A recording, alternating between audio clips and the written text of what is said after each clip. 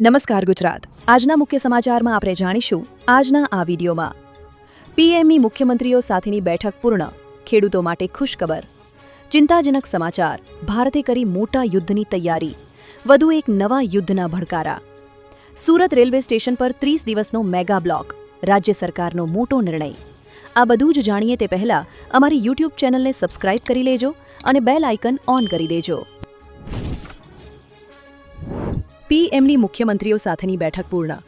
રાજ્યોના મુખ્યમંત્રીઓ સાથેની પીએમ મોદીની મુખ્ય બેઠક પૂર્ણ થઈ ગઈ છે. 2 કલાક ચાલેલી આ બેઠકમાં પીએમએ જણાવ્યું હતું કે દેશવ્યાપી લોકડાઉન લાદવામાં આવશે નહીં. તેમણે ખાતરી આપી કે પરિસ્થિતિને સફળતાપૂર્વક સંભાળવામાં આવશે અને સપ્લાય ચેઇનને વિક્ષેપ વિના કાર્ય કરવાની જરૂરિયાત પર ભાર મૂક્યો હતો. તેમણે દરેકને ટીમ ઇન્ડિયા તરીકે સાથે મળીને કામ કરવા વિનંતી કરી હતી.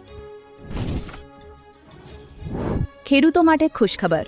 ગુજરાતના ખેડૂતોને તેમના પાકના પોષણક્ષમ ભાવ મળે તે માટે રાજ્ય સરકારે મહત્વપૂર્ણ નિર્ણય લીધો છે. સરકારે ઉનાળુ પાક હેઠળ બાજરી, જુવાર અને મકાઈની ટેકાના ભાવે ખરીદી કરવાની જાહેરાત કરી છે. ખેડૂતોએ 1 એપ્રિલથી 30 એપ્રિલ સુધી ઓનલાઈન નોંધણી કરાવવાની રહેશે. ખરીદી 1 મેથી 15 જુલાઈ દરમિયાન કરવામાં આવશે. બાજરી ₹2,775, જુવાર માલદંડી ₹3,749, જુવાર હાઇબ્રિડ ₹3,699 અને મકાઈ ₹2,400 પ્રતિ ક્વિન્ટલ. ચિંતાજનક સમાચાર, મધ્ય પૂર્વમાં વધતા તણાવને કારણે વૈશ્વિક ઉર્જા બજાર હચમચી રહ્યું છે. મેકવેરી ગ્રુપના વિશ્લેષકોએ ચેતવણી આપી છે કે પરિસ્થિતિનો અંદાજ ઓછો આંકવામાં આવી રહ્યો છે. જો તણાવ ઘટાડવામાં ન આવે તો ક્રૂડ ઓઇલના ભાવ $150 પાર કરીને $200 પ્રતિ બેરલ સુધી પહોંચી શકે છે. આ વધતા ભાવો વૈશ્વિક અર્થતંત્ર માટે ગંભીર જોખમ ઊભું કરી શકે છે. ભારતે કરી મોટા યુદ્ધની તૈયારી. ભારત સંરક્ષણ સાધનોનું આધુનિકીકરણ કરી રહ્યું છે. 27 માર્ચ 2026ના રોજ સંરક્ષણ પ્રધાન રાજનાથસિંહની અધ્યક્ષતામાં યોજાયેલી બેઠક દરમિયાન આશરે ₹2.38 લાખ કરોડ રૂપિયાના અંદાજિત ખર્ચ સાથે વિવિધ દરખાસ્તો માટે AON મંજૂર કરવામાં આવી હતી. ભારતીય સેના માટે air defence track systems, armour piercing tank દારૂગોળો, radio relay, Dhanush gun system અને રનવે સ્વતંત્ર એર સર્વેલન્સ સિસ્ટમ્સમાં માટે મંજૂરી આપવામાં આવી હતી. વધુ એક નવા યુદ્ધના ભડકારા. ચીન તાઇવાન પર કબજો મેળવવા માટે પોતાની સૈન્ય વ્યૂહરચનાને વધુ ખતરનાક સ્તરે લઈ જઈ રહ્યું છે. મિશેલ ઇન્સ્ટિટ્યૂટ ફોર એરોસ્પેસ સ્ટડીઝના તાજેતરના રિપોર્ટ અનુસાર ચીને તાઇવાન સ્ટ્રેટની નજીકના 6 મુખ્ય એરબેઝ પર જૂના સુપરસોનિક જે 6 ફાઇટર જેટ્સને આધુનિક સુસાઇડ એટેક ડ્રોનમાં ફેરવીને તહેનાત કરી દીધા છે.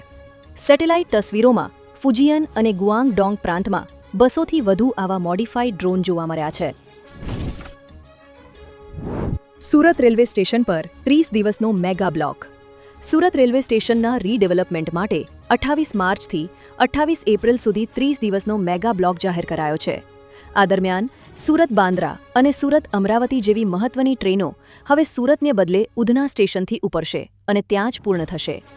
અન્ય ટ્રેનોના સમયપત્રકમાં પણ 5 થી 10 મિનિટનો વિલંબ થઈ શકે છે. મુસાફરોને હાલાકી ટાળવા માટે ઉધના સ્ટેશનનો સંપર્ક કરવા રેલવે તંત્ર દ્વારા અપીલ કરવામાં આવી છે. રાજ્ય સરકારનો મોટો નિર્ણય. રાજ્યમાં ખેતીની જમીનના વારસાઈ સંબંધિત વ્યવહારોને વધુ સરળ સસ્તા બનાવવા માટે સીએમ ભૂપેન્દ્ર પટેલે મહત્વનો નિર્ણય લીધો છે. હવે ખેતીની જમીનના વારસાઈ કેસમાં જંત્રી આધારિત સ્ટેમ્પ ડ્યુટીમાં મોટી રાહત આપી છે.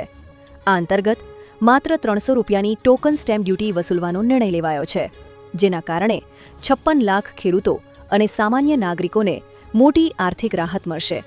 આ રાહત ગુજરાત સ્ટેમ્પ અધિનિયમ 1958ની કલમ 9 હેઠળ અપાઈ છે.